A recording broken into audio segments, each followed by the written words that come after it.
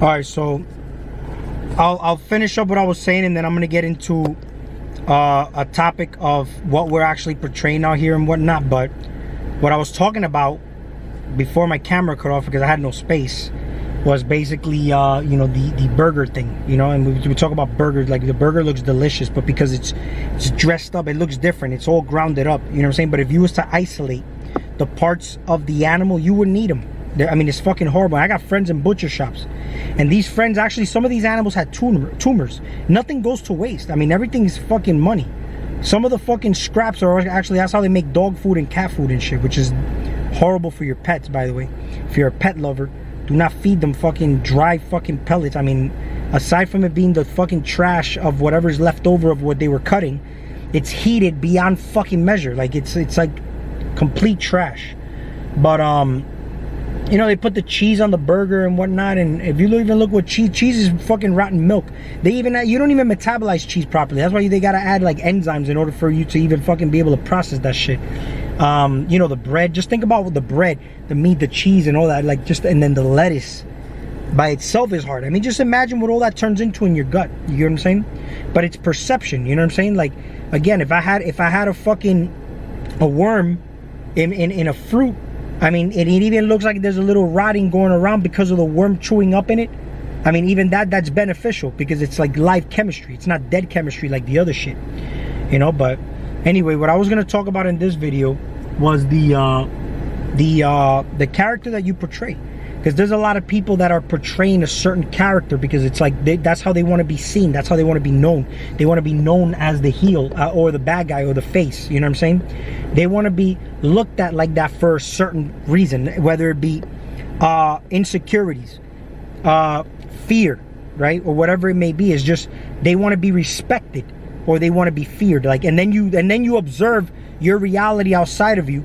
It's full of conspiracy theories, fear-mongering shit.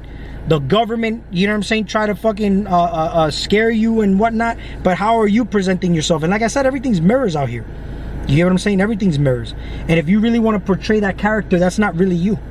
You know, you're bound by morality, right? Morality, duality, and then regret. Who wants to live with that fucking regret? Regret, huh? The heavy fucking regret. There's certain things that, you know, you wouldn't do, but you're playing a character as if you would do certain things. So if you're in a realm where you see that the opposition has no morality, right? What do you think? You're the opposition to that. That means that you are either one of them or you're the fucking face, right? Now a lot of people portray this character. It's like a rich person. A rich person knows they're rich. They don't have to flaunt their money. They got fucking confidence, and it's not something that they waste their time doing. More or less like I've seen poor people try to, you know, they're the ones that flash themselves more. They're the ones that flash more money. Look at the real rich people. They're wearing regular t-shirts, you know, regular shoes and jeans. You would never tell that they're billionaires. But you got these fucking guys that, you know, they fucking wearing like $1 million fucking watch and, you know, a $50,000 shirt and you know, their whole outfit is probably worth $1 million. You get what I'm saying? And they want to portray this image, but they're not really as rich as they portray themselves. Like, even on social media you can see this. I know personally some people who are like maybe in the middle class area, yet they portray themselves as if they're fucking like loaded. They go rent a boat and fucking go in the water, and it's as if they were fucking if they owned a yacht. That's how they present themselves, which is all fine, you know what I'm saying? That's on them. But once again, what do? You buy things to impress others, right? But you're doing it for other people. The same way you go online, you present yourself a certain way. For what? You get what I'm saying? For what? You demand respect. Do you respect yourself the same way? You know what I'm saying? You're doing it through fear, through intimidation or whatnot, right? There's certain people who don't have to say a goddamn thing. There's just certain people who can walk in a room and that aura is already felt without them having to say anything. But there's certain people who have to be loud, right? Those are the ones that you could tell are the weakest ones sometimes. And you could tell who's not even in a God frequency, because the moment that they get challenged or their character is challenged to some extent, they lash out. And this is just showing that the ego is still very much in charge of their life.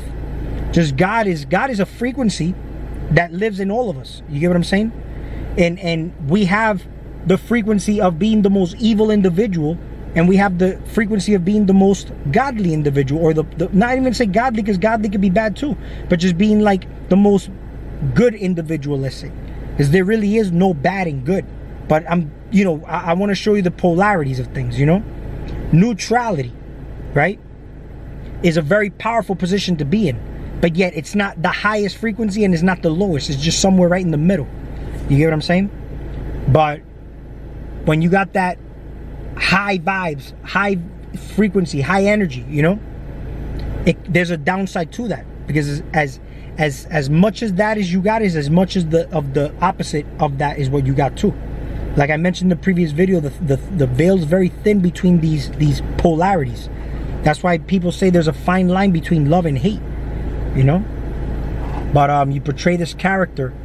There's things you wouldn't do if you really embodied the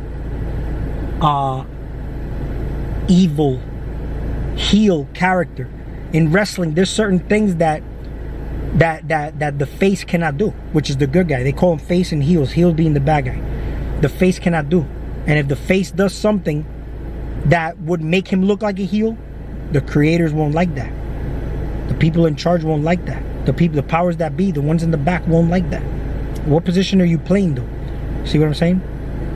Because even the creators in the back, they could come out in the spotlight, like Vinnie Mac. You know what I'm saying? He came out, he's been a heel, he's been a face, he's been part of the business. But you got Dana White, who's always been more or less like that neutral. But this is like a fake universe, right? Which we call wrestling. But it's just very real in the sense that when we watch it, we're so immersed into it that we get emotional watching certain things even happening. I remember growing up, I would watch certain storylines and matches, and I would get fucking excited. So like, let's say if somebody was getting beat up, and then somebody jumped in, it's like, oh shit, yeah. And but it's all scripted, You watch a movie, you get into it to the point where you feel these emotions too, And then you watch UFC, which everything kind of is set up in a way where you wouldn't put a fighter to fight a certain person that would completely lopside their fucking character. You know what I'm saying? So they're careful in even how they book the fighters, even though the fights are not rigged or fake like WWE, but it's set up like you got the matchmakers. It's no different than the creators in WWE, but then you got the story created around them, like the drama, the beef, everything that's happening. They go with the flow and create a story to sell the fight, to make it more interesting, the hype, and all this actually works in the favor. Everybody wins. The fighters get paid more eyes get to the sport, and the organization wins because they're promoting a fight that they know is going to be very lucrative for them, But again, you could be anything you want. You could be any character you want here, but embrace the character that you're going to play. But you got to know who you are first, There's people who do things and then live with regrets. For example, you go under the influence of alcohol, and then you do something stupid, and the next day you're like, oh, I'm sorry, I didn't know, I was drunk, I blacked out, I didn't know what the fuck I was saying or doing, right? Because you see these things. Is it that you were under the influence, the spirits took over you, or was that really in you, right? Has that always been in you, and it just got amplified the moment you intook that alcohol, right? Like for example, that's why I said if somebody's depressed and they drink, they're really gonna get depressed. It kind of amplifies your emotions. If you're happy and you're celebrating and you drink, you're gonna be more happy. If you're angry, then you'll be more angry. It's kind of like an amplifying thing. But then there's certain people who do things and then they live regretful the day after. I'm sorry, I didn't mean to do that. I was just drunk. I was under the influence, right? We start to demonize certain people we see outside of you that trigger you, right? Like rapists, like terrorists, fucking all these people outside of you that you fucking demonize, right? And we got special places in them, special places for them in society. We call those jail cells, right? We got special places for those people. But those people, if they trigger you so much, right? Observe if maybe some of that is in you. You know what I'm saying? Observe if some of that is in you. Your parents may have molded you to be racist growing up. So it's in you now, but it's always been in you. It's just been more amplified based on influences outside of you. Like your parents were an influence.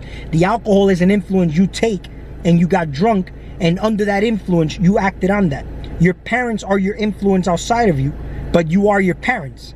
You get what I'm saying? So it amplified that in you. Find out why you hate certain people, right? Why are you so angry towards certain people? That's why fasting is powerful. Like I mentioned the breathing exercises in my previous video. Why fasting is important is because you're clearing out your mentalities, you're clearing out your mind. You start to see what are the programs that have been instilled into you that you can actually delete that are not serving you. Does it serve you to be a racist? Does it serve you to hate somebody else or kill somebody else? Right? Why are these things there? Some people may have certain fetishes, right, that they keep secret, but they will never act on them, only due to fear of the outcomes and consequences. No different than if somebody was fucking living a lifestyle that's not serving them. They won't change it because of fear of the unknown or what's going to happen. But it's the same thing. Fear is fear. Fear, there's a healthy fear, there's an unhealthy fear. If you go into a fight and you have a healthy fear, it keeps you awake, but there's a fear that's diminishing, that's debilitating. But yet we use the same word. That's why I've mentioned in so many fucking videos that these words, they all have so many meanings, right? Fear doesn't just mean one thing. Just like the word right, human rights. Yeah, you're right, or I'm making a right turn. Or I'm gonna write something. You spell it completely different, but it sounds exactly the same as the word right, like if I'm making a right turn. You get what I'm saying? So fear, right? I mean, you use this as a fuel to actually get you to perform to your benefit, right? So now we got these things outside of us where we may have fetishes, let's say, to whatever it may be, but you'll never act on them, but you enjoy seeing it. But let's say, for example, doing it, you would never want to do that. You know what I'm saying? Because that's where I've seen certain people say, oh, you know, that's a forgot the fucking word. People who like to see other people in pain. You know what I'm saying? It's like fear. For example, like you may be like, why would anybody want to live in fear? I don't want to be scared. I don't like to be in fear. Why would anybody want to be in fear? Right? But on another level, when everything seems normal, you like to go to haunted houses. You like to watch scary movies. You like to be in suspense, right? And you get all excited, right? Just because it's like you actually enjoy that. It's like fucking crack, right? It's like crack. And this is the thing though, you may be living a certain lifestyle and you think that you don't want to be in that lifestyle, but you actually do. That's why you got to sit and say, why do I experience this? And it seems like I don't like it, but I actually do like it. Right? It's perception. You got to look at it from so many fucking like bird's eye view, like God frequency. Step outside the box and look at the whole totality of things. Right? So, I mean, like playing the character, whatever. I mean, you got to understand, like all these people outside of you that you're observing are all you, pushed inside out. These are, it's parts of you. So whatever's triggering you, it's in you, and maybe you're here to do a job, right? To correct that for society by correcting that within you. It may still exist. Creation has been created. All this exists outside of you, right? The fucking rapists, the terrorists, the pedos, all that, it's gonna exist. They're there, right? But it's triggering you right now for what reason, right? So what happens if it works within you? It may appear to not even exist in your reality because it no longer affects you. That's like somebody saying, I'm looking to buy a car, a Mercedes, and you never saw it before, but now all of a sudden you're seeing the same Mercedes everywhere that you want to buy. And it's because now your mind is looking for that. You get what I'm saying? So you conditioned your mind to look for that. Even though it's always been there. You may have never just noticed it before. So now, for example, the world may seem differently because you changed yourself. Not to say that anything really went away. It's there. You're existing in a fucking realm that's ran on duality. If there was no duality, this world would not exist. It has to exist on polar opposites, electromagnetic, man, woman. Creation starts from that point. You know what I'm saying? Electric magnetism. Acid, alkaline, you know? When you're in that neutral state, which I said is not the highest or the lowest, but that neutral state is powerful. You could see. You zigzag. All right? You are a corrupt individual. You know? And in this realm, you have to realize that the corruption is because of you. And the moment you change that corrupted, distorted information, because you're nothing but a big bag of information. That's it. Start to correct these corrupted codes and things, that you start to harmonize. You start to balance. Everything will start to look balanced outside of you. Because what you're observing is what you're going through inside of you. You are what you're seeing outside. All this is you. You look in the mirror again. Who's looking? Who? What do you look? Who's looking? Who's the one that's in fear? That's the whole thing. When you just contemplate on the awareness part, you know what I'm saying? Because who's the one aware? I'm playing a toy. I'm immersed into that toy. I'm living my life right now in that moment, playing that toy, right? To the point where I'm feeling even the emotions. Let's say I created a story behind it. There's an aura there, energy. I feel it as I'm playing. But then I put the toy down, right? I've already made examples where I've visualized myself being the Iron Man suit. Like, this is the Iron Man suit. And I'm talking to my body's talking back to me. As if like, you know, oh, multiple contusions detected. And yeah, Jarvis, I got it. You know, I'm working on it. So multiple things. You may be experiencing certain things in life. Talk to your body. And then imagine your body talking to you back. You think there's no fucking effects of that afterwards? You know what I'm saying? Using your childlike imagination to actually get you to where you want to be, even though everything may not seem to be where you want to be, a millionaire or whatnot, but it just feels like you are to some extent. You can walk your garden sometimes and be like, wow, I got so much fucking, this is fucking great. And you got these emotions, but then maybe you want more. You want to experience life. Because the thing is, I've been in fucking like traveling all over the fucking all over the country, traveling overseas to different areas because of my job, because of the opportunities I've had to meet different people and networking, that now even something like this, a little more calm, is another experience. But now I want to go and venture out and do my own business, do my own thing. You could do that. You know what I'm saying? You could do that. There's no fucking, it's limitless possibilities. Because you recognize the God in you, you'll start to realize the God in all things. Those are the opportunities that you have to become the best version of yourself.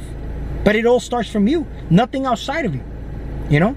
Oh, I want better fucking communication. I want, you know, I want to see better things outside. Then you start to actually change that within you first. You know? So, if you like this video, like it. If you feel inclined to, subscribe.